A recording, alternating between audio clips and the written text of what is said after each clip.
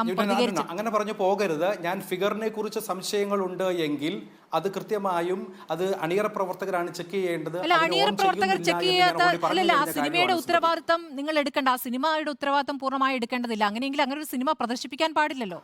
ആ ഉത്തരവാദിത്തം സ്വാഭാവികമായും സഭയ്ക്കുണ്ടല്ലോ. ഫാദർ, കള്ളം പ്രചരിപ്പിക്കുന്നു എന്നുള്ള വിവരം താങ്കൾ അടക്കമുള്ളവർ, സഭയിലുള്ളവരൊക്കെ ഈ സമൂഹത്തിൽ നടക്കുന്ന കാര്യങ്ങളും പത്രം വായിക്കുന്നതും ചുറ്റുപാടും നടക്കുന്ന കാര്യങ്ങളും ഒക്കെ അറിയുന്നതാണല്ലോ.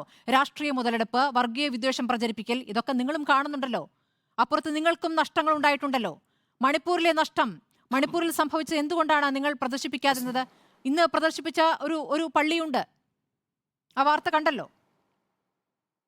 എന്തുകൊണ്ടാണ് ആ സത്യകഥ ജനങ്ങളിലേക്ക് എത്തട്ടെ? എറണാകുളം അങ്കമാലി അതിരൂപതയിലെ പള്ളിയാണ്. തീർച്ചയായിട്ടും എത്തണം. മണിപ്പൂരിൽ സംഭവിച്ച കാര്യങ്ങൾ ജനങ്ങളിലേക്ക് എത്തണം. അതുപോലെ കേരളത്തിൽ സംഭവിക്കുന്ന കാര്യങ്ങൾ എത്തണം. ഇത് ലോക്സഭാ ഇലക്ഷന്റെ സമയമാണ്.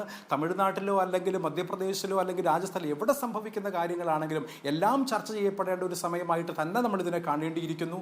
അതുകൊണ്ടാണ് ഞാൻ പറഞ്ഞത്, അപ്രകാരം ജനങ്ങൾക്ക് ഉപകാരപ്രദമായ വിഷയങ്ങളിൽ നിന്നും ശ്രദ്ധ തിരിച്ചു വിടാതെ തീർച്ചയായും അതിൽ ഫോക്കസ് ചെയ്തുകൊണ്ട് തന്നെയും മുൻപോട്ട് പോകേണ്ട ഒരു സമയത്ത് ഇത് ഉപകാരപ്പെടുന്നതാണ് എന്നത് തളച്ചിടുന്നത്, ഇതാർക്ക് ഉപകാരപ്പെടുന്നതാണ് എന്ന് ഫാദർ പരിശോധിക്കേണ്ടത് നിങ്ങൾ തന്നെയാണ്. സഭ തന്നെയാണ് അവബോധം എന്ന വാക്ക് സൂക്ഷിച്ച് ഉത്തരവാദിത്തത്തോടുകൂടി ഉപയോഗിക്കേണ്ടതാണ്.